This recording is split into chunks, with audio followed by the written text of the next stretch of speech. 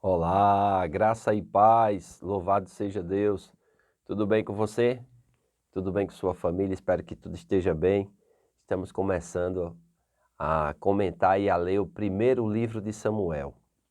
É interessante que Samuel aqui, apesar do livro contar a sua história, vai também narrar a sua morte.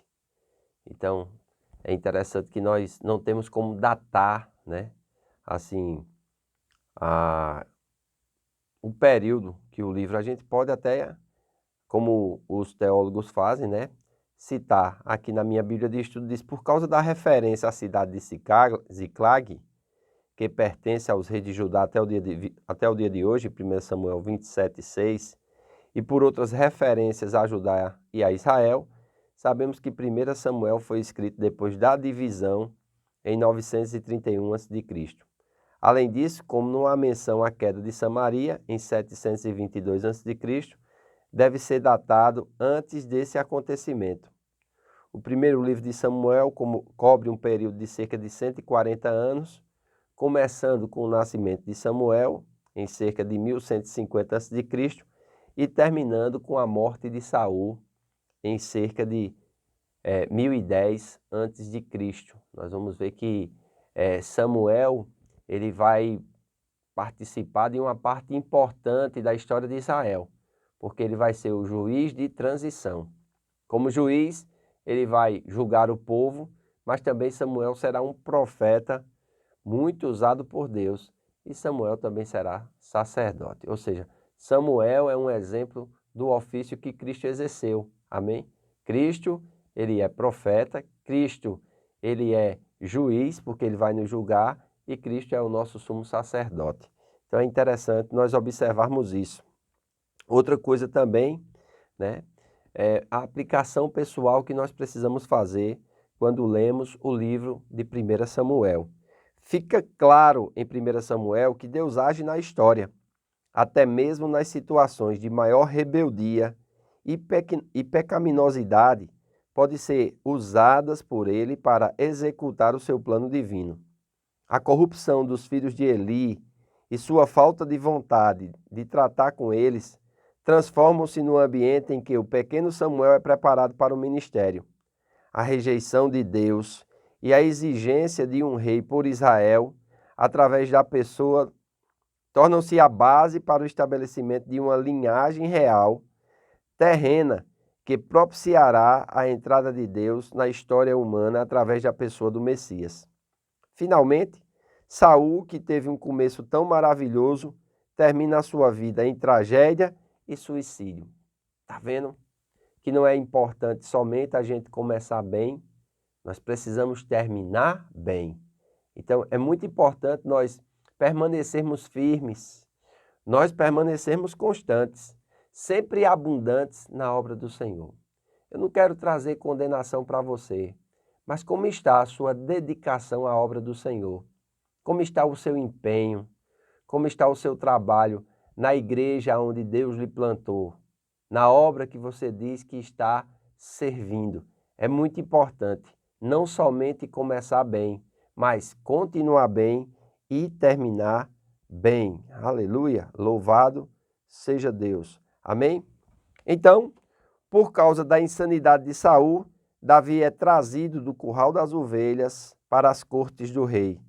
O ciúme insensato de Saul e sua furiosa perseguição a Davi fornecem o plano de fundo em que chega ao trono o maior rei de Israel, que a Bíblia diz o homem segundo o coração de Deus, ou o homem que agrada o coração de Deus. Observe que não é apenas nos grandes momentos da história que a mão de Deus é óbvia.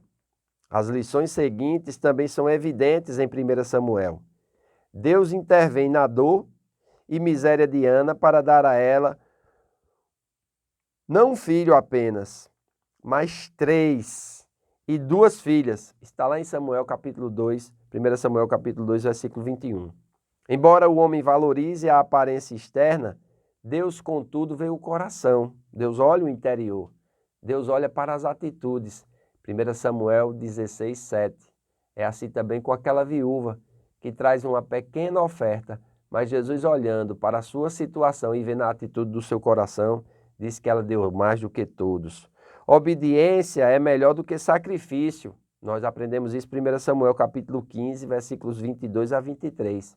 Tem pessoas que preferem sacrificar do que obedecer. E Deus não. Ele não quer o nosso sacrifício de tolos, mas sim que nós obedeçamos a sua voz e o consideremos naquilo que nós vamos fazer em vida. Indicando que Deus se preocupa tanto com o coração do homem quanto com as suas ações. Deus não poupa nem mesmo aqueles que, estando em alta posição, pecam, mas continua sendo um Deus de paciência e de perdão.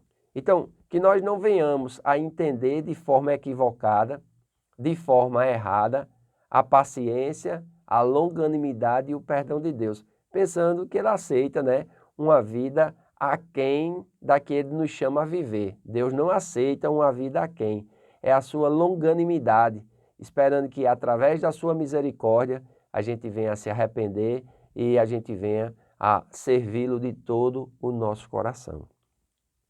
Você tem servido a Deus de todo o seu coração? Você tem se empenhado em ser fiel naquilo que Deus te chamou, naquilo que Deus te capacitou, naquilo que Deus te ungiu para fazer? O chamado de Deus é irrevogável. Nós precisamos pedir a Deus o espírito de sabedoria e de revelação no pleno conhecimento dele, para descobrirmos a nossa vocação, para descobrirmos o propósito pelo qual estamos nessa terra. Por que Deus nos chamou? Porque eu e você ainda estamos vivos.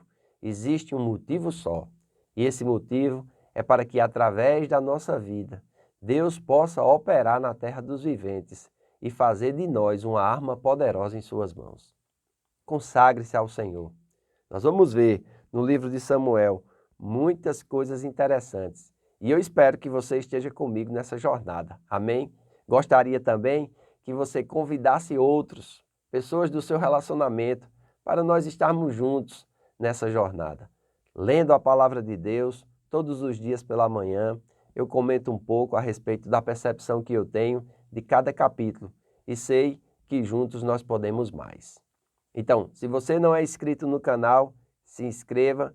Se você não curtiu, por favor, curta esse vídeo, comente, compartilhe com os seus amigos. E hoje à noite nós estaremos na Casa do Oleiro com o culto dos jovens Geração Viva. Se você tem filhos jovens ou adolescentes, motive-os a estar na igreja. Amém? E se você tem um coração jovem, vem estar conosco. Será um tempo glorioso.